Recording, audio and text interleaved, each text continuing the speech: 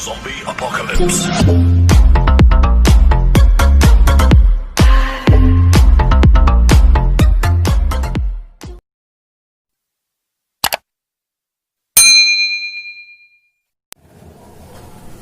Bismillahirrahmanirrahim. Assalamualaikum warahmatullahi wabarakatuh. Bagaimana semuanya kabarnya? Semoga kita tetap dalam keadaan sehat walafiat dan juga tetap semangat dalam melakukan pembelajaran jarak jauh karena pandemi ini. Amin. Sebelum memulai pembelajaran, mari kita berdoa bersama-sama terlebih dahulu. Bismillahirrahmanirrahim. Allahumma ftah alaina hikmataka wanshur alaina rahmataka wa dzakirna ma nasina ya dzal jalali wal ikram. Sebelum kita memulai pembelajaran, jangan lupa bahwa kalian harus tetap duduk yang manis dan juga berpakaian yang rapi. Oke. Nah, pertemuan fikih kita kelima akan membahas tentang sebab-sebab diperbolehkannya tayamum dan juga rukun-rukunnya tayamum. Yang sebelumnya kita telah membahas tentang syarat-syarat tayamum dan pengertian dari tayamum. Ada yang masih ingat tayamum itu apa? Tayamum itu adalah tindakan bersuci dari hadas kecil maupun hadas besar tidak menggunakan air, akan tetapi menggunakan debu. Nah, kita langsung saja memasuki pembelajaran fikih yang kelima yang akan kita bahas tentang sebab-sebab diperbolehkannya tayamum dan juga fardu-fardunya tayamum atau rukun-rukunnya tayamum. Nah, sebab-sebab diperbolehkannya tayamum itu ada 3. Yang pertama yaitu karena tidak adanya air. Karena tidak adanya air. Lalu yang kedua karena sakit. Yang ketiga dibutuhkannya air untuk hewan atau manusia yang dimuliakan. Nah, tadi yang pertama yaitu karena tidak adanya air. Karena tidak adanya air ini bagi 2 orang. Siapa? Bagi orang yang berada di rumah atau mukim, lalu bagi orang yang dalam keadaan perjalanan atau musafir. Nah, musafir ini ada 4 kategori. Yang pertama, yakin bahwa seorang musafir itu tidak ada air di tempat yang ia datangi. Contoh misalkan seorang musafir itu ada di tempat padang pasir. Nah, dia yakin sekali bahwa di tempat itu tidak ada air, maka boleh langsung untuk bertayamum seorang musafir itu tanpa mencari air terlebih dahulu. Yang kedua yaitu seorang musafir sempat menemukan air di sekitarnya.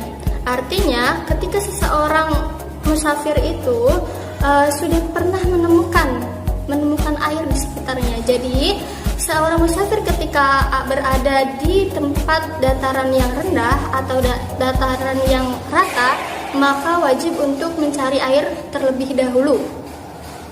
Nah, yang kedua itu seorang musafir berada di tempat yang datarannya tinggi, maka seorang musafir itu boleh untuk langsung bertayamum, dikarenakan dengan catatan seorang musafir itu takut akan keselamatannya, jiwanya, lalu takut ada penjahat, lalu takut ada binatang buas karena di dataran tinggi itu sangat sepi. Lah, maka boleh seorang musafir itu boleh langsung untuk bertayamum ketika ada di dataran yang tinggi. Nah, yang ketiga, kriteria yang ketiga bagi musafir itu adalah ia yakin di sekelilingnya itu ada air. Contoh misalkan adanya air tersebut itu adanya jarak. Contoh misalkan di daerah tersebut itu ada pepohonan-pepohonan, lalu ada kayu. Nah, maka seorang musafir itu harus wajib untuk mencari air terlebih dahulu. Lalu keberadaan air tersebut jaraknya begitu jauh, yang ditakutkan bahwa waktu sholat akan habis, maka boleh untuk langsung bertayamum karena jaraknya jauh dan juga waktunya takut habis waktu sholatnya, maka boleh untuk bertayamum. Nah, kriteria yang keempat ini adalah ada air, namun di situ ada kesusahan untuk mengambil air tersebut. Contoh misalkan seorang musafir bertemu air, akan tetapi di sumur dan sumurnya itu sangat dalam dan tidak ada kesusahan untuk mengambil air yang ada di sumur tersebut. Artinya tidak ada alat untuk mengambil airnya, maka boleh untuk bertayamum. Nah, sebab yang kedua yaitu karena sakit.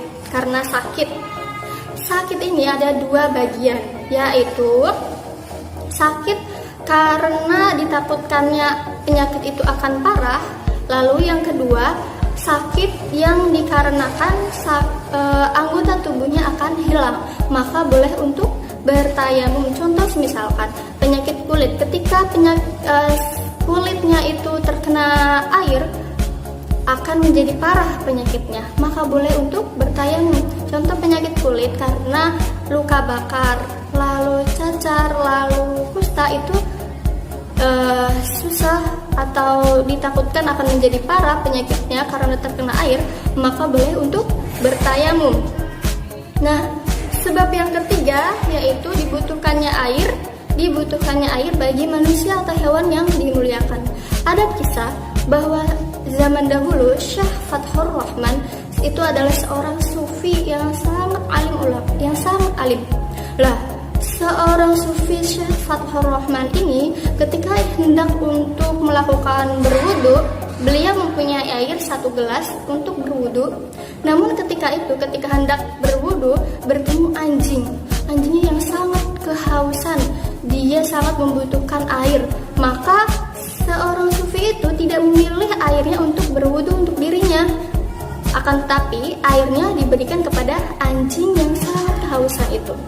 Lah, artinya boleh sekali bahwa air walaupun hewannya itu anjing, boleh untuk diberikan kepada anjing tersebut. Nah, ada kriteria anjing sih. Anjing yang diperbolehkan atau anjing yang dimuliakan itu seperti anjing yang ada manfaatnya. Ternyata anjing yang diberikan air oleh Syekh Fathur Rahman ini adalah anjing yang sangat baik yang selalu menjaga desanya. Fardunya tayamum itu ada 5. Yang pertama, memindahkan debu. Yang kedua, niat. Yang ketiga, mengusap bagian wajah. Yang keempat, mengusap kedua tangan sampai siku. Yang kelima yaitu berurutan antara 2 usapan. Kita langsung praktek saja. Cara bertayamum itu tadi yang pertama memindahkan debu. Kita pilih tempat yang ada debunya. Kita tempelkan, lalu kibaskan 2 kali, 1, 2. Lalu kita niat bersamaan dengan mengusap bagian wajah. Kita memulai dari bagian atas wajah. Bismillahirrahmanirrahim. Nawaitu tayammum listibahatis sholati fardhulillahi ta'ala. Sampai ke hidung, lalu ke bawah dagu, bertemunya jempol dengan jempol.